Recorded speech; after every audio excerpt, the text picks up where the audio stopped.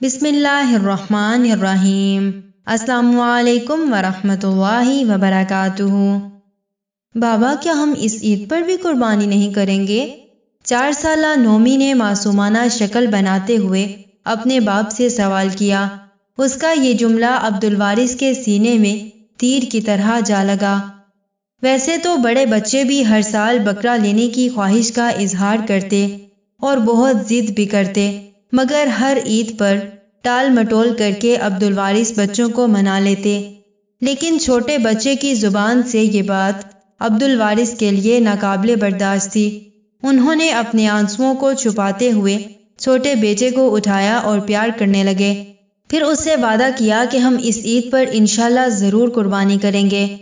وہ وعدہ تو کر بیٹھے تھے، مگر ان کے پاس قربانی کا جانور خریدنے کے پیسے نہیں تھے۔ عبدالوارث فروٹ کی ریڑھی لگاتا تھا اور بمشکل 2 وقت کی روٹی جتنے پیسے کما پاتا۔ اس مہنگائی کے دور میں بنیادی ضروریات پورا کرنا ہی نہایت مشکل کام تھا۔ ایسے میں بچوں کی فرمائشیں پوری کرنا اس کی استطاعت سے باہر تھا۔ اس کا بھی ہر سال بہت دل چاہتا کہ وہ بھی بقرہ عید پر قربانی کرے، مگر گنجائش ہی نہ بن پاتی۔ ابھی بقرہ عید آنے میں 1 مہینہ باقی تھا۔ اس نے خود سے پکا عہد کیا کہ اس بار جیسے تیسے کر کے قربانی ضرور کرنی ہے۔ اگلے دن کام سے واپس آ کر وہ نماز عشاء پڑھنے چلا گیا۔ اللہ سے اس کا تعلق کافی مضبوط تھا۔ نماز کی پابندی وہ ہر حال میں کرتا تھا اور قرآن کی تلاوت کرنا بھی اس کا روز کا معمول تھا۔ وہ پھل بیچتے وقت بھی 2-3 بار تو قرآن کے چند صفحات پڑھ ہی لیتا تھا۔ نماز عشاء پڑھ کر عبدالوارث گھر کی طرف آئے تو بچے دوڑتے ہوئے اپنے ابا کے پاس آ گئے۔ ابا، آپ کو پتہ ہے چودھری صاحب نے بڑا سا بیل خرید لیا ہے قربانی کے لیے۔ عبدالوارث کے لیے یہ بات نئی نہ تھی، یہ تو ہر سال ہی ہوتا تھا۔ چودھری صاحب تگڑا بیل خرید لاتے اور پھر اس کو پورے محلے میں گھماتے تاکہ سب کو پتہ چل سکے۔ بچوں، چودھری صاحب کو اللہ نے استطاعت دی ہے، وہ اپنی استطاعت کے مطابق قربانی کا جانور لاتے ہیں۔ آپ لوگ جاؤ اور جلدی سے منہ ہاتھ دھو، وضو کرو اور سو جاؤ، صبح نماز کے لیے نہیں اٹھو گے ورنہ۔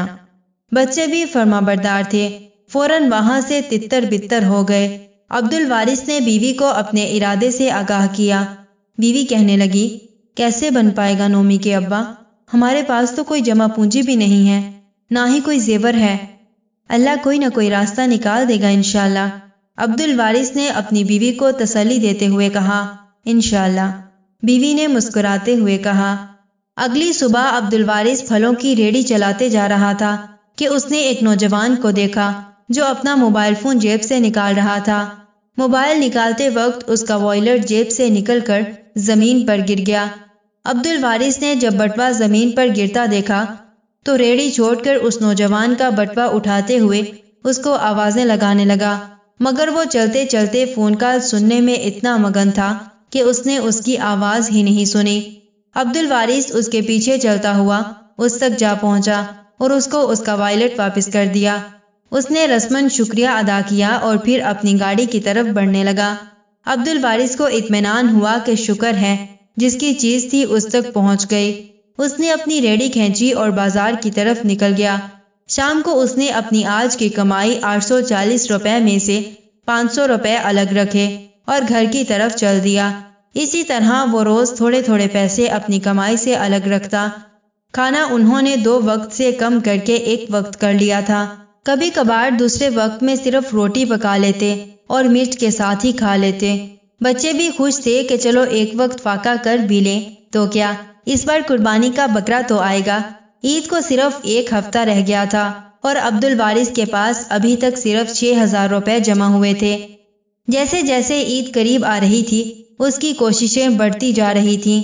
اس نے کچھ دن ریڑھی کے بجائے کوئی ایسا کام کرنے کا سوچا جس سے اسے زیادہ پیسے مل سکیں۔ اس کے لیے وہ شہر کی طرف روانہ ہو گیا۔ پھر اس نے ایک ہوٹل کا رخ کیا جو بہت ہی مشہور تھا۔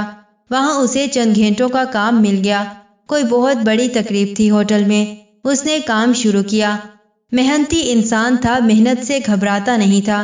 رات 12 بجے اس کا کام ختم ہوا۔ اس کو اس کام کے 1500 روپے ملے جو اس کے لیے بہت بڑی رقم تھی۔ اس نے اپنی مزدوری لی اور گھر کی طرف چل پڑا۔ اسی طرح وہ روز کوئی نہ کوئی کام تلاش کرتا اور اس نے 15,000 روپے جمع کر لیے۔ عید سے 2 دن پہلے وہ مویشی منڈی بکرا خریدنے کے لیے گیا۔ جس بھی بکرے کی قیمت پوچھتا وہ اس کی استطاعت سے باہر ہوتی۔ صبح سے دوپہر تک اسے 15,000 میں کوئی ایک بکرا بھی نہ ملا۔ وہ سخت پریشان ہو رہا تھا کہ اگر آج بغیر بکرے کے گھر گیا تو بچوں کے دل بہت ہی بری طرح ٹوٹ جائیں گے۔ وہ دل میں دعائیں مانگ رہا تھا اور اللہ پر بھروسہ کیے خالی ہاتھ گھر لوٹنے کا ارادہ ترک کر دیتا۔ اسی کشمکش میں تھا کہ اس کے کندھے پہ کسی نے ہاتھ رکھا۔ اس نے پیچھے مڑ کر دیکھا تو وہی نوجوان جس کا بٹوا اس نے واپس کیا تھا اس کے سامنے کھڑا مسکرا رہا تھا۔ سلام دعا کے بعد اس نے اپنا مدعا بیان کیا۔ انکل، میں قربانی کا جانور خریدنے آیا ہوں، کیا آپ میری مدد کریں گے؟ جی بیٹا، کیوں نہیں۔ وہ مسکراتے ہوئے اس کے ساتھ چل پڑا۔ کچھ ہی دیر میں ان دونوں کو ایک خوبصورت سفید اور کالے رنگ کا بکرا پسند آ گیا۔ لڑکے نے مالک سے اس کی قیمت دریافت کی اور بکرا خرید لیا۔